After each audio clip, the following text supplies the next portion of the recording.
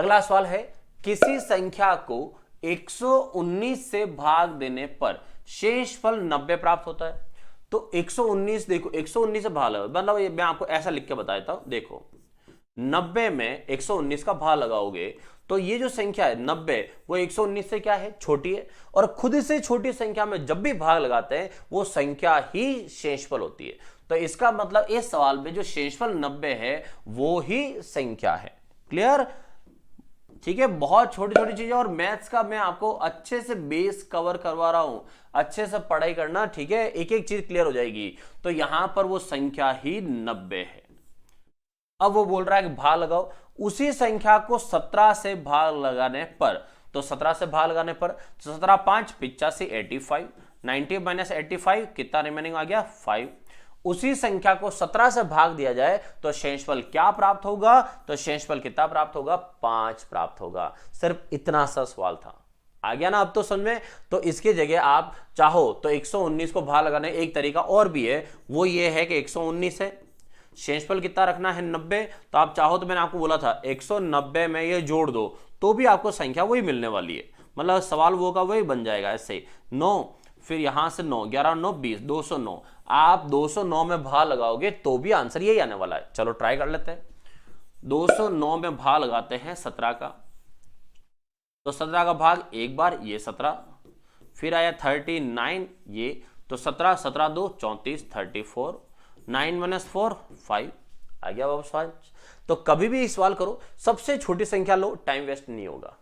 बढ़े आगे, चलो आगे बढ़ते हैं। और आगे देखो, अब पैटर्न और अलग है, हर सवाल में कुछ ना कुछ मिलेगा आपको नया। किसी संख्या को 6 से भाग देने पर शेषफल 3 प्राप्त होता है। सवाल वही है, बस आगे थोड़ा चेंज है।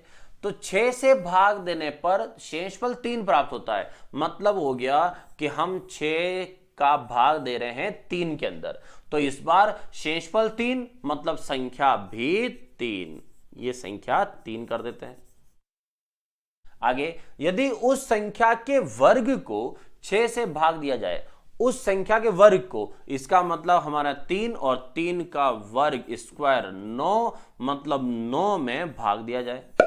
उस संख्या के वर्ग को 6 से भाग दिया जाए तो शेषफल क्या आएगा, तो 6 का भाग लगाओ इसमें कितनी बार, एक बार, और लास्ट में कितना बच गया 3, मतलब आपका शेषफल कितना रहेगा, 3 रहेगा।